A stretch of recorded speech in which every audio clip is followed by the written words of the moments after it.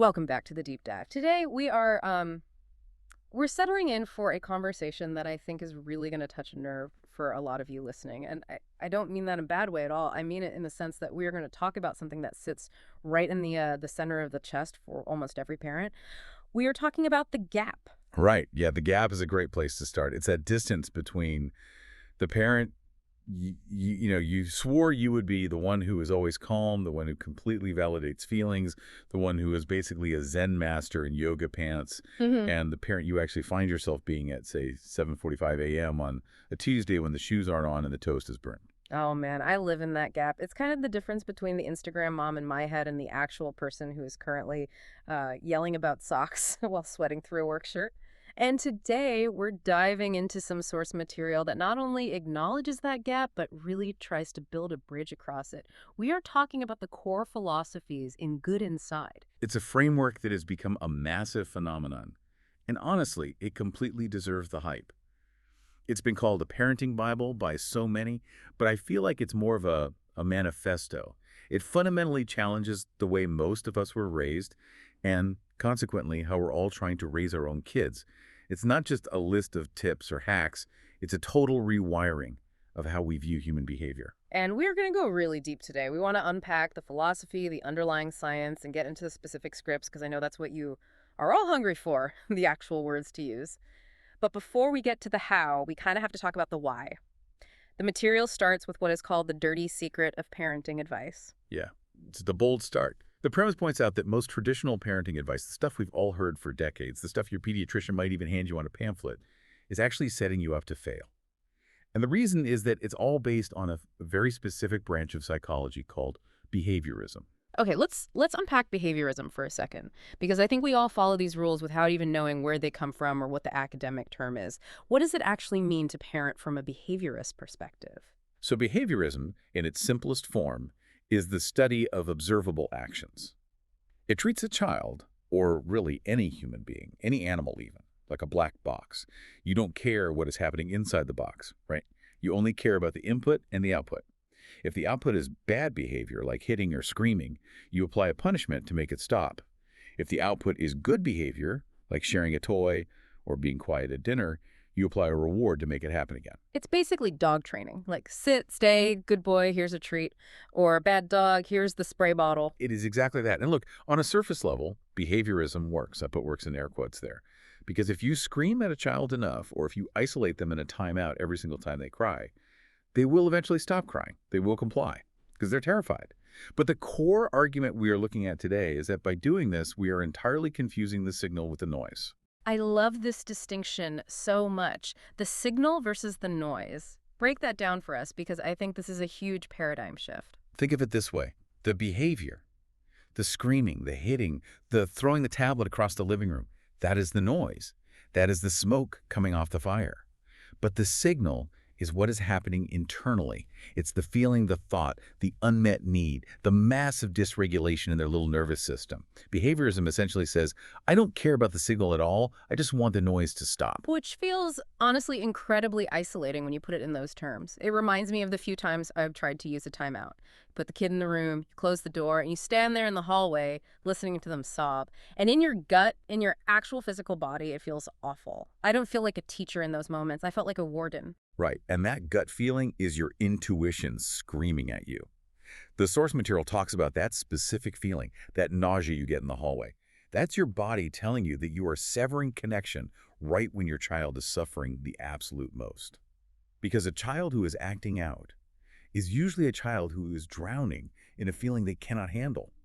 Sending them away to think about what they've done is quite literally like telling a drowning person to just swim better.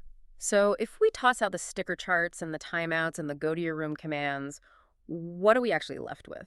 Because I think a lot of you listening are terrified that without those control mechanisms, you're just going to have pure anarchy in the house.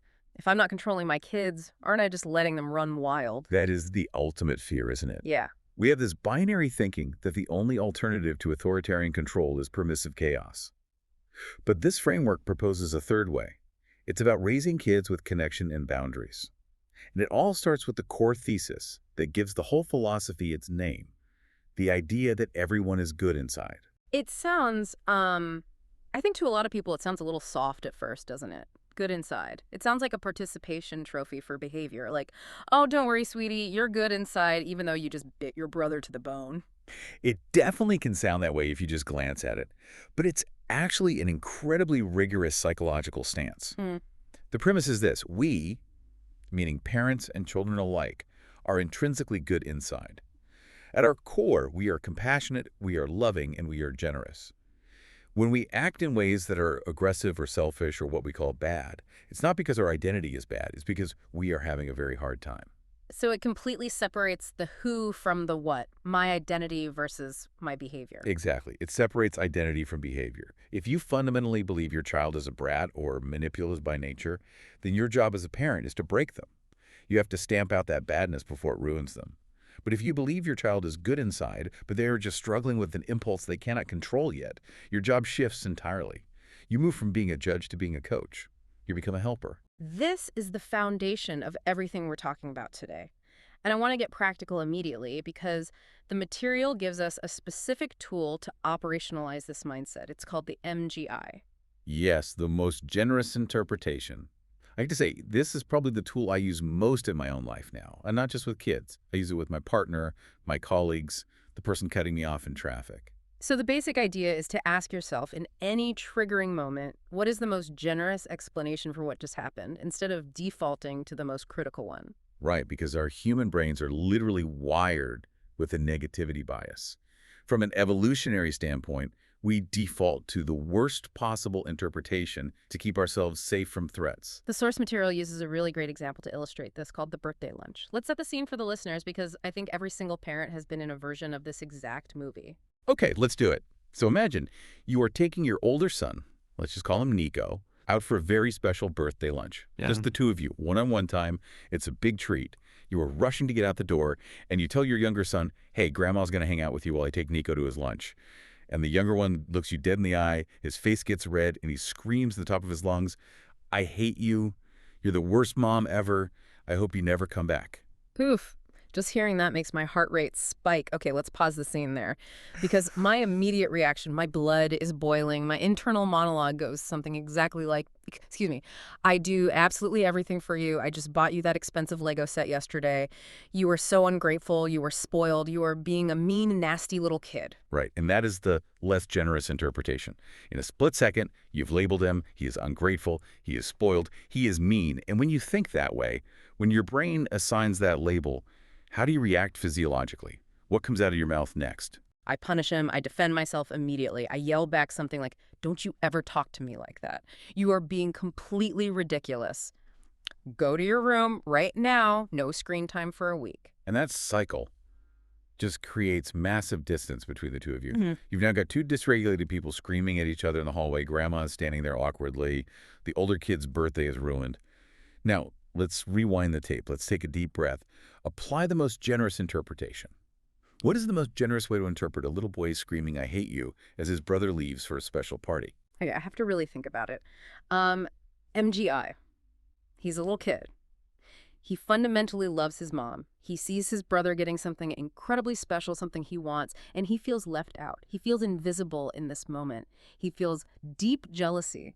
And those feelings, the jealousy, the loneliness of staying behind, they are huge. They're literally too big for his tiny developing nervous system to process. He doesn't have the sophisticated vocabulary to look at you and say, Mother, I am currently experiencing a complex mix of envy and sorrow regarding this scheduling arrangement. So because he can't say that, it all just explodes out of his mouth as rage. Bingo. That is exactly it.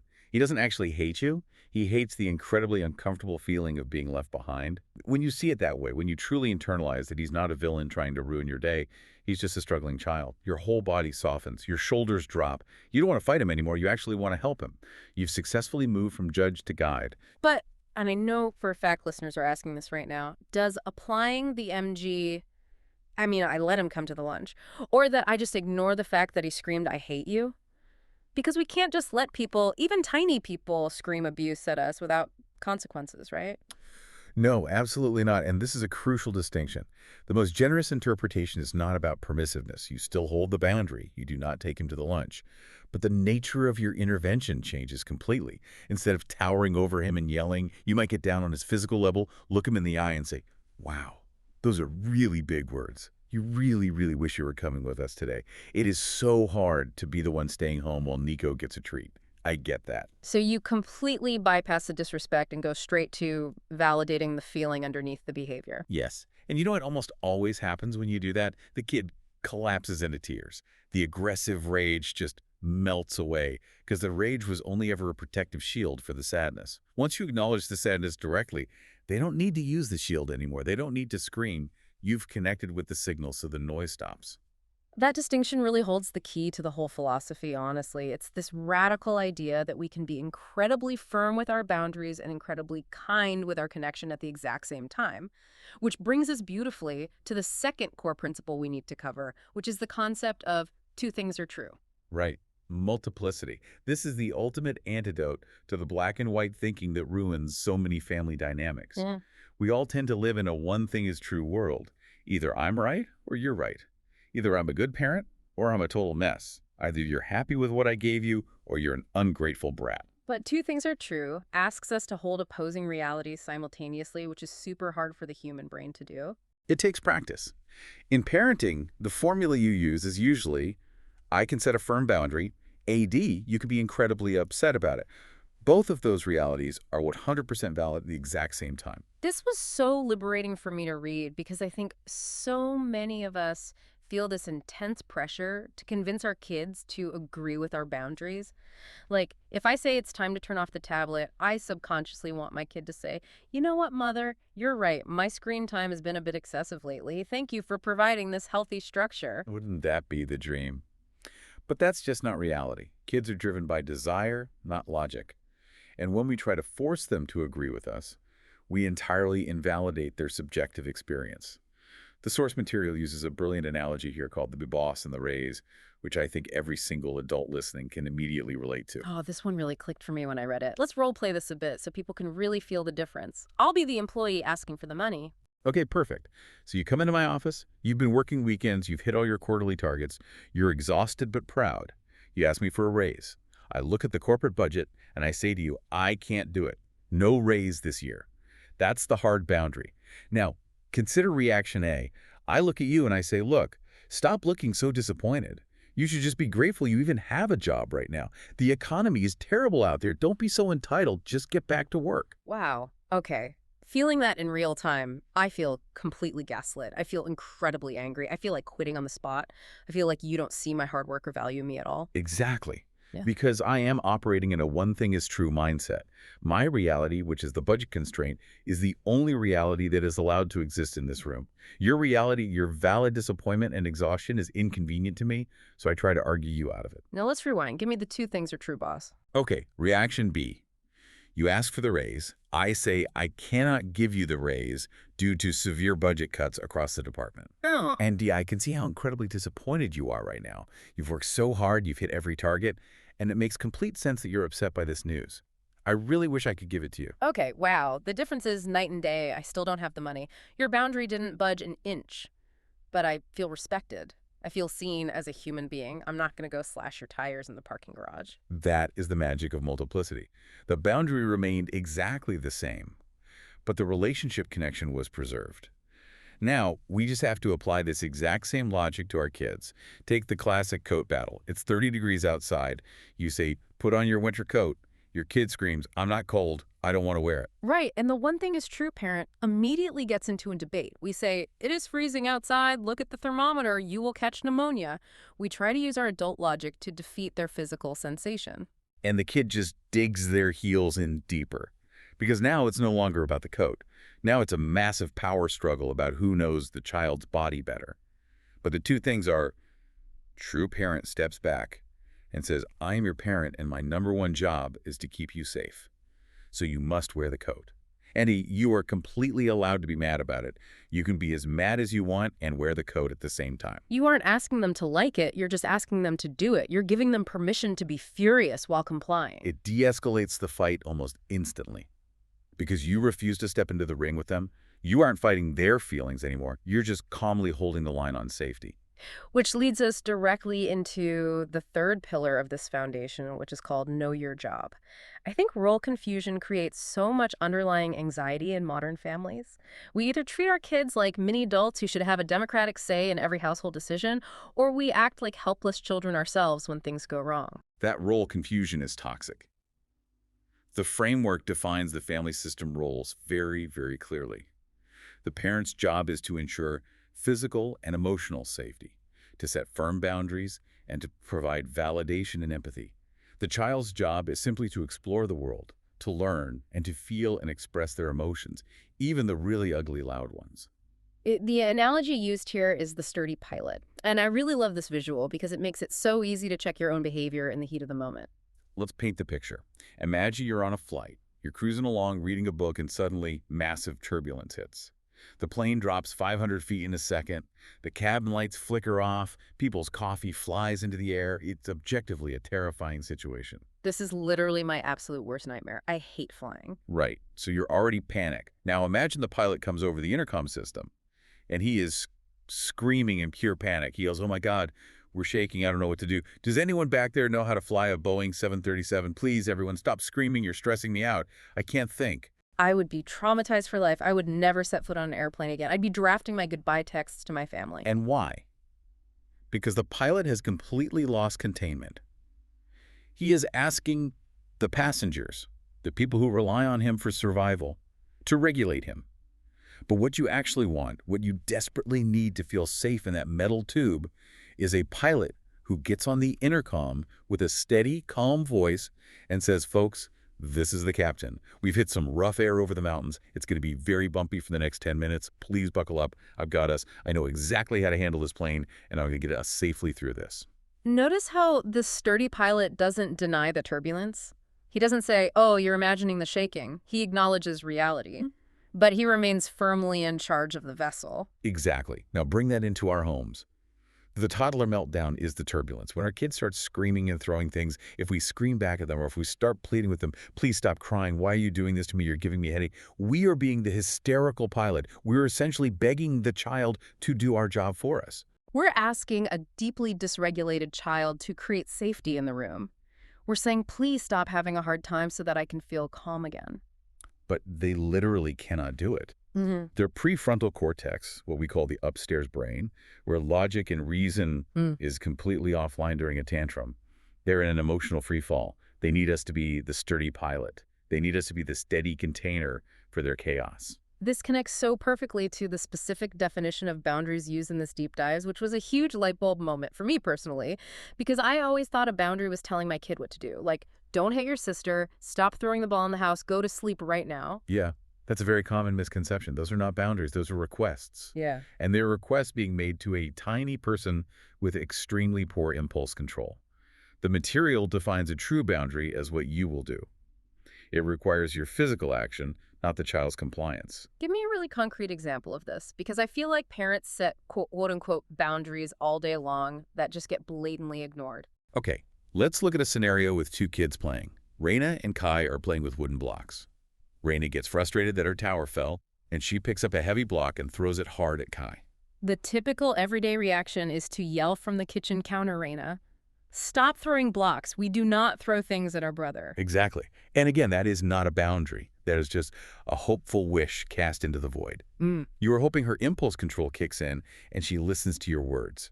And when Raina inevitably picks up a second block and throws it, the parent gets furious. We yell, "I told you not to throw. Why don't you ever listen?"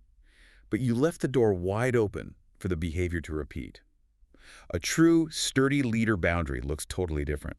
You see the first block fly, you stop washing dishes, you walk over immediately, you physically get between the two kids, you get down low to her eye level, and you say, with absolute authority but no anger, "I will not let you throw blocks at your brother. It's not safe. I am going to move these blocks up to the counter for a while." The phrase is, "I won't lick you." That exact phrasing is everywhere in this framework. I will not let you.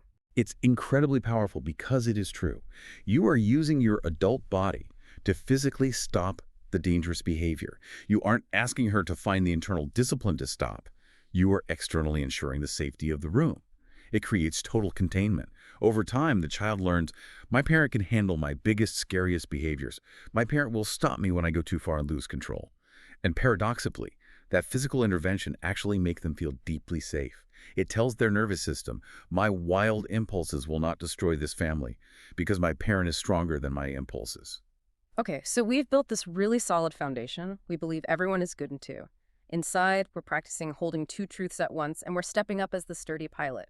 Now we need to talk about the actual destination. Where are we flying this plane? Because part two of our deep dive really challenges what is probably the most common universally accepted parenting goal out there, which is I just want my kid to be happy. Ah, yes, the happiness trap. It sounds so noble, doesn't it? If you poll a room full of expecting parents and ask what they want for their children, 99% of them will say, I just want them to be happy. But the psychological argument here is that prioritizing continuous happiness is actually a perfect recipe for lifelong anxiety. That seems so counterintuitive on the surface. How does wanting someone to be happy end up creating an anxiety disorder? You have to follow the logic of how it plays out in daily life. If my overarching goal as a parent is for you to be happy all the time, then whenever you are sad or frustrated or disappointed, I subconsciously view that negative emotion as a parenting failure. I feel the need to rush in and fix it immediately. Oh, you lost the soccer game. Let's go buy ice cream. You're bored. Here, take my phone and watch a video. You didn't get invited to the birthday party. I will call the mom and demand you get an invite, or we'll throw a bigger party on the same day. We treat their distress like a ticking time bomb. We want to diffuse it and get rid of it as fast as humanly possible. Exactly. And think about the message the child's brain is receiving in those moments. The message is, distress is highly dangerous. I cannot handle this bad feeling. Even my big, strong parents can't handle me having this feeling. Therefore, if I am not happy, something is severely wrong with me. That is the exact root of anxiety. It's the fear of experiencing one's own negative emotions. So if we aren't aiming for happiness, what is the better goal? What is the alternative? The alternative is resilience. Resilience is defined as the ability to experience an incredibly wide range of emotions: anger, jealousy, profound grief, intense frustration, and still feel fundamentally like yourself. It's the ability to wade through the dark swamp of a feeling and trust that you will make it to the other side. The source material uses a really simple formula for this. Stress plus coping equals resilience. Right, if we swoop in like a helicopter and remove the stress every single time it appears, the child never gets the chance to develop the coping skills. They just experience the stress and then the magical rescue. They never learn how to rescue themselves. There's a perfect example of this called the block tower. Oh man, this happens in my house on a weekly basis. Yeah. The kid spends 45 meticulously building a huge tower out of magnetic tiles. It gets too tall, it wobbles, and it crashes to the floor. The kid instantly starts screaming in devastation. So the happiness parent panics. The noise is terrible. We say, oh no, don't cry. Look, I'll build it back for you right now. Let's make it even taller. Stop crying. Mommy's fixing it. You are frantically scrambling to erase the moment of failure. I've done exactly that. You just want the awful screaming to stop. You just want them to smile again. But by doing that, you just robbed the child of a crucial developmental lesson. You taught them that the only solution to frustration is for someone more powerful to come along and fix the world for you. The resilience parent takes a totally different approach. You take a deep breath to regulate yourself and you say, that is so incredibly frustrating. You worked so hard on that tower for such a long time and it all fell down. That feels terrible. You sit in the mud with them. You don't try to pull them out. You sit in the mud. You validate the extreme distress without touching a single block to rebuild the tower. You teach them through your calm presence that frustration will not kill them. You teach their nervous system the most valuable lesson of all. I can feel intensely frustrated and I am still okay. That is how you slowly build a resilient adult, an adult who eventually gets fired from a job or goes through a breakup and says, this hurts terribly, but I can handle it, rather than completely collapsing into despair. Speaking of frustration, there is a really specific strategy outlined for building frustration tolerance, because we all know you can't just look at a screaming kid and say, be patient. You have to actively model it for them. Yes, the deep breath strategy. This is pure behavioral gold. Instead of telling your kid to take a deep breath, which, let's be honest, usually just makes them 10 times more angry, you model the regulation yourself. How does that actually look in practice? Walk us through it. So you fake a minor struggle in front of them. Let's say you're opening a jar of pasta sauce. You make sure they're watching, and you struggle with the lid. You narrate it out loud. You say, "Ugh, this lid is totally stuck. I'm getting so frustrated. I just want it open right now." Then you pause. You visibly and audibly take a huge, slow breath in through your nose and blow it out through your mouth. You let your shoulders drop, and then you say, okay, my body feels a little calmer now. I'm going to try twisting it again. You are actively co-regulating with them. You are providing a real-time roadmap showing the journey from frustration back to a calm baseline. Exactly. You're exteriorizing your internal process. Kids learn by watching what we do, not by listening to our long-winded lectures. And there's a really great mantra provided for these moments. This feels hard because it is hard, not because I'm doing something wrong. It completely removes the shame from the experience of struggling. Okay, let's get into the nitty-gritty now. This is part 3, the toolkit. We've established the philosophy, we know the goals. Now let's talk about the specific daily nightmares we all face. Let's start with the big boss of parenting tantrums. The framework splits them into 2 distinct categories, which I found so helpful because I used to treat every single crying fit exactly the same way. Yes, distinguishing between emotional tantrums and aggressive tantrums is vital. They stem from different places in the brain, and they require completely different parental responses. Let's tackle the emotional tantrum first. The classic meltdown. The world is literally ending wailing. An emotional tantrum is almost always about a thwarted desire. The classic textbook example used is the child demanding ice cream for breakfast. Which is a totally reasonable request, honestly. Who doesn't want chocolate ice cream at 8 in the morning? Right, I want that. But the answer obviously has to be no, so the kid just collapses onto the kitchen floor. But I want it. They are crying, tears streaming, maybe pounding their fists on the linoleum. What you are witnessing is the agonizing gap between their magical wish for ice cream and the cold, hard reality of oatmeal. And usually our instinct is to try and explain the logic of why they can't have it. We say, honey, ice cream has too much sugar. You need protein to grow strong. It's morning time. We don't eat dessert in the morning. And trying to explain logic to a child mid-meltdown is exactly like trying to teach advanced calculus to someone who is blackout drunk. It simply does not work. The logic centers of the brain are shut down. For an emotional tantrum, the primary strategy is connection first. You have to validate the wish before you do anything else. So what does that script actually sound like? It sounds like leaning in and saying, I know, you really, really want that ice cream. You wish you could have a giant scoop of chocolate right now for breakfast. It's so disappointing that we can't do that. It's okay to be sad about it. Notice you aren't giving them the ice cream. You never give the ice cream. If you give in just to stop the crying, you teach their brain a very dangerous lesson, that screaming loudly enough literally changes reality. You must hold the no firmly, but you completely validate the sadness of the no. Usually, once they feel deeply heard and understood, they process the grief and move on. They just needed to know you understood the sheer magnitude of their desire. Now let's talk about the scary one, the aggressive tantrum. This is the hitting, the biting, the throwing heavy wooden toys at your head. This feels totally different in the room. It feels dangerous. It feels primal. It is different. In an aggressive tantrum, the child has entered a threat state. Their nervous system has perceived some kind of massive threat. Maybe it's toxic shame, maybe it's intense fear, maybe it's just severe sensory overload, and they have flipped into full fight or flight mode. They are literally out of their minds. Logic is gone. And connection alone won't work here because they are physically flailing. They don't need a hug, they need physical containment. This goes right back to the I won't let you boundary we talked about. Yes. This is where you have to move in swiftly. You have to become the sturdy container. You catch their flying hands. You might have to physically pick them up and move them to a smaller, safer room away from siblings. You might have to sit behind them on the floor and hold their arms across their chest. Firmly, but gently, never angrily, to keep them from injuring you or injuring themselves. And what are you saying during this physical containment? Because doing that in dead silence can feel really scary and punitive, too. You're speaking in a very low, calm, repetitive rhythm. Yeah. You're saying, I won't let you hit me. I won't let you hurt anyone. I'm going to hold you to keep us safe. I know you're having a really hard time right now. I've got you. I'm right here. It's so important to emphasize for anyone listening that this is not a punishment. You aren't hurting them back. You aren't squeezing them tightly to cause pain or assert dominance. No, absolutely not. Think about it purely from the dysregulated child's perspective. Losing complete control of your own physical body is terrifying. It feels like your insides are exploding and you are a danger to everyone you love. They desperately need to know that you are stronger than their wildest, most violent impulses. They need to know the pilot can land the plane even when the engine is literally on fire. You are lending them your mature nervous system regulation until they can eventually find their own again.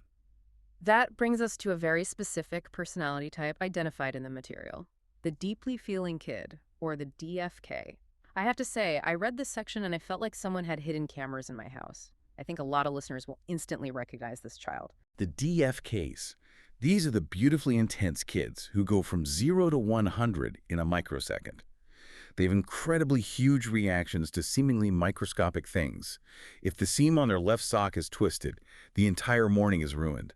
And crucially, the absolute hallmark trait of a deeply feeling kid is this. When they are upset and you try to comfort them, they get significantly worse. You say, "I love you," and they scream, "Go away! Stop looking at me! Leave me alone!" Why does that happen? Why do they so violently reject love right when they are hurting the most? It feels so incredibly personal as a parent, like I'm just trying to help you. It feels like a targeted rejection, but it's actually rooted in deep shame. For a DFK, feeling vulnerable feels synonymous with being bad. When they are sad or embarrassed or frustrated, they feel fundamentally unlovable. So when you come in with that sweet, high-pitched comfort voice, "Oh, honey, are you feeling sad today?"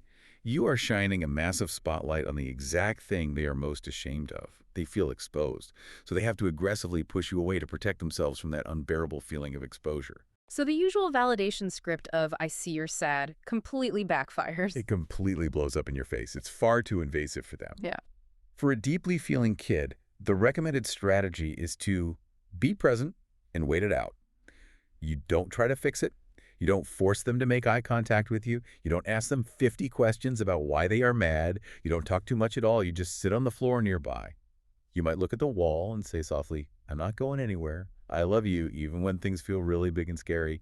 I can handle this." And then you just wait. You're basically communicating to them, "Your internal darkness does not scare me. You are not too much for me to handle." That is the most profoundly healing thing a DFK can ever hear. Because their deepest, most secret fear is that they are simply too much for their parents, and that their big, explosive feelings will eventually drive you away forever. Proving them wrong by staying totally calm and anchored in the room over time, it actually rewires their brain. Let's tackle a few other common behaviors that drive parents absolutely nuts on a daily basis.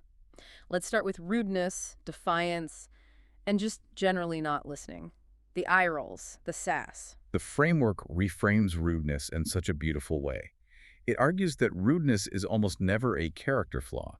It is usually a symptom of feeling misunderstood or disconnected from the parent. This relies heavily on the connection capital concept. Right.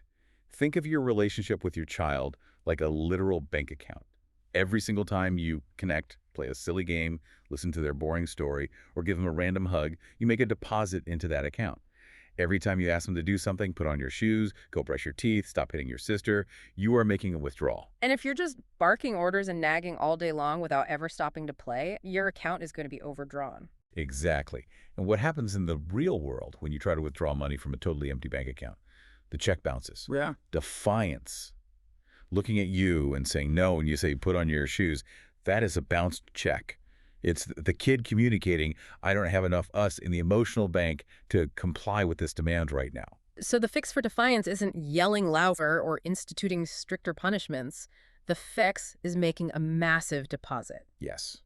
And the most effective tool for this is called PNP time. Play, no phone. It is just 10 minutes a day. Yeah. You leave your phone in a completely different room. You sit on the floor. You let the child entirely lead the play. You don't ask any questions like, "Oh, what color is that block?" Because to a kid, a question is a demand for an answer. You just narrate what they're doing like a sports broadcaster. Yeah. "Oh, you're building a very tall tower. You put the red car on top of the blue car." It sounds so simple, almost too simple, but 10 minutes of pure, undiluted, undivided attention is actually incredibly rare in modern family life. It is incredibly rare. Mm. We are always multitasking. But PNP time fills the emotional tank so fast. Usually, parental requests and general compliance improve dramatically after just a few consecutive days of doing this. Because the child feels deeply connected to you, it naturally makes them want to cooperate with your rules. What about lying? Let's talk about the kid who looks you dead in the eye and says, "I didn't break the lamp," while they are literally standing directly over the shattered pieces of ceramic. Lying is a huge trigger for parents. We immediately catastrophize and think, "Oh no, I'm raising a sociopath. They can look me right in the eye and lie without blinking." But the philosophy here views lying not as malice, but as wish fulfillment. Wish fulfillment. What does that actually mean in the context of a broken lamp? When a little kid says, "I didn't do it," they're usually terrified, they love you, and they don't want to be the bad kid who ruined the living room. So in a moment of panic, they say the thing they desperately wish were true. I didn't break it translates psychologically to, I wish I hadn't broken it so I could stay good and safe in your eyes. So how do you handle it without flat out calling them a liar? Because we obviously can't just play along and pretend they didn't do it. You reframe the lie as a wish out loud. The biggest mistake we make is trapping them with interrogations. We walk in and say, "Did you break this?" when we already know they did. That instantly forces them into a corner where they have to lie to survive. Instead, you walk in, look at the mess, and state the facts. You say, "I see a broken lamp on the floor. You really wish that didn't happen. I bet you're worried you're going to be in big trouble." Oh, that's brilliant. You completely bypass the lie itself and speak directly to the underlying fear. Exactly. You make it emotionally safe to admit the truth. You follow up with, "It's okay. We can clean up the lamp together. You're not in trouble for having an accident." When that overwhelming fear of punishment is removed, the instinct to lie usually vanishes with it. And what about whining? That specific high-pitched, whiny voice? It's like nails on a chalkboard for my nervous system. Whining is universally triggering. But if you listen closely, whining is the sound of pure helplessness. The equation provided is a strong desire plus a feeling of total powerlessness equals whining. It triggers us adults so deeply because most of us were absolutely not allowed to be helpless when we were kids. We were told to suck it up, stop complaining, or I'll give you something to cry about. So our instinct is to say, use your big boy voice. Stop whining at me. Right. But that rarely ever works because they still feel completely powerless. The recommended strategy is to match the intensity of their desire, but not the annoying pitch. If they're whining, "I want the chocolate chip cookie," you don't respond with a flat, calm, "no cookie." You respond with high energy. You say, "You really, really want that cookie. Oh man, it is so hard to wait for dessert." You show them through your energy that you truly comprehend the magnitude of their desire. Okay, we have covered so much ground here. And I know there are listeners right now sitting in their cars or folding laundry thinking, this all sounds amazing, but I have already messed this up so badly. I literally yelled at my kids this morning before school. I've been putting them in timeouts for 3 years. Is it too late? Have I permanently ruined my child's brain? I am so glad we were talking about this because this is my absolute favorite part of the entire deep dive. Part 4, which is all about repair, the book calls it the magic eraser. And the definitive science-backed answer is, it is never, ever too late. The source material says something pretty radical about this. It claims that a relationship characterized by rupture and repair is actually stronger and more resilient than a relationship that pretends to be perfect all the time. It is absolutely true. Think about it. If you were some impossible, perfect robot parent who never lost their temper, your child would never learn how to navigate interpersonal conflict. They would go out into the real world totally unprepared for messy human relationships. But when you mess up, when you yell, which is the rupture, and then you go back later to apologize and take accountability, which is the repair, you are teaching them a vital life skill. Yeah. You are teaching their nervous system that love can survive conflict. It actually rewires the memory of the event in their brain. Literally, yes. Memory consolidation is fascinating.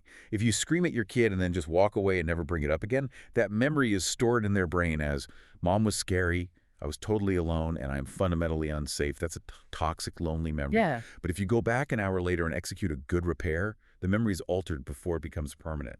It gets stored as, "Mom was scary, but then she came back, she took full responsibility, and we hugged. I am safe." The ending completely changes the meaning of the story. And the material provides a very specific structured script for how to actually repair. Because let's be honest, a good repair is not just shouting, "I'm sorry," from across the house. No, "I'm sorry" is often really cheap. Sometimes it even comes out as, "I'm sorry I yelled, but you made me so mad when you didn't listen." That is not a repair at all. That is just a disguised blame shift. Yeah. A real, deeply healing repair has concrete steps. Let's walk through those steps, because this is something everyone should probably memorize. Step 1 is reflect. You have to step away and calm your own body down first. You absolutely cannot repair if your heart is still racing and you're still secretly angry. Step 2 is acknowledge. You physically go to the child, get on their level, and bring it up. You say, "Hey, I got thinking about what happened earlier in the kitchen." Step 3 is own it. And this is the hardest part for adult egos. No buts are allowed. You say, "I yelled really loudly. That was my reaction to my own big feelings. It was absolutely not your fault." Pausing there, because that phrase, "it was not your fault," seems incredibly crucial, because kids naturally assume everything bad is their fault, right? Always. Children are inherently egocentric. If a parent is mad, the child's brain automatically concludes, "I must be bad, therefore Mom yelled." You have to explicitly verbally absolve them of that burden. You are saying my adult yell is my responsibility. Your childhood behavior is yours. Step 4 is providing the alternative. You say, next time I feel that frustrated about getting out the door, I'm going to try to take a deep breath or walk into the hallway for a minute instead of yelling. This shows them you are actively working on your own behavior, just like you asked them to. And finally, step 5 is connection. You end with, I love you. You are such a good kid. And you mentioned it's never too late to do this, even if I'm trying to repair for a rupture that happened, say, last week or last year. Never too late.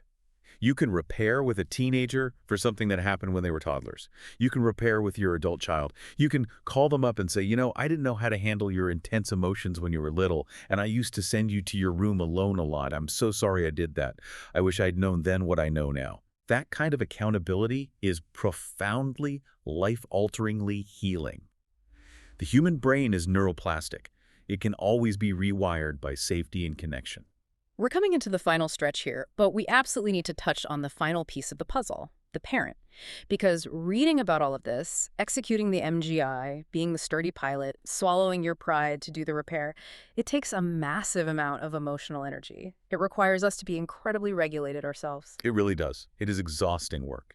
And that's why the framework brings in concepts from internal family systems, or IFS, to help the parents cope. We have to realize that we as adults have parts too. Right. So instead of spiraling and saying, I am a raging, angry monster of a mother, you learn to say, a part of me is feeling incredibly angry right now. Exactly. It gives you psychological distance from the feeling. You are the sky, and the anger is just a cloud passing by. It allows you to be curious about your own triggers. You can ask yourself, why is my screaming part so active this morning? Oh, it's because I feel deeply disrespected. Or, oh, it's because I only slept 4 hours and I'm running on fumes. It helps you treat yourself with the exact same, most generous interpretation that you were trying to give your kids.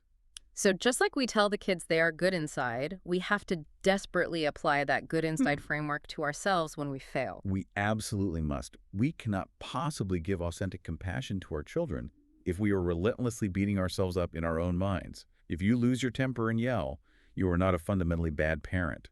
You are a good parent who is just having a really hard time in that moment. You need to make emotional deposits into your own bank account, too. One last quick concept the material touches on that I found fascinating is body sovereignty. And this really fits perfectly into the overarching good inside theme. Yes, this is about intentionally teaching kids to trust their own internal physical signals. As parents, we constantly unintentionally override those signals. We say, put on a coat, you're freezing. Or, eat one more bite of broccoli, you're not full yet. Or, go give Aunt Martha a big hugging kiss. The classic clean plate club mentality. Exactly. Forcing a child to finish their food literally teaches their brain to ignore their stomach's internal full signal. The philosophy argues that we need to deeply respect their bodily nose. We should be saying, you know your body best. You feel hot and don't want the coat. I believe you. You don't want a hug. High fives are fine. This builds a foundation of consent culture right from the toddler years. It's amazing how it all intricately connects together. From the birthday lunch meltdown to the coat battle to the broken lamp, it all comes back to fundamentally respecting the humanity of the person standing in front of you, no matter how small they are. It really does. It's a massive paradigm shift. From the old model of control, which is, what I say because I am bigger than you, to a model of connection, which is, I see you, I am with you, and I am sturdy enough to lead you through this mess. So as we wrap up this deep dive, what is the single biggest takeaway you want the listener to walk away with? Because we've thrown a massive amount of psychology and tools at them over the last hour. I think it's the broader vision that is painted at the very end of the material. It asks us to just pause and imagine a future generation of kids who don't have to spend their entire adulthood recovering from their childhood. Wow, that hits really hard. Imagine raising kids who know, deep down in their actual neural wiring, that they are inherently good inside, even when they struggle, even when they fail spectacularly, even when they have ugly, explosive feelings. Imagine how fundamentally different the entire world would look if that kind of secure attachment was the baseline for human development. We as parents right now have the profound opportunity to break generational cycles of shame and behavioral control that have been running in our families for decades. It is heavy, heavy work, but it is undoubtedly the most important work we will ever do. It is. And please remember, you do not have to do it all perfectly starting tomorrow. Just pick one single concept.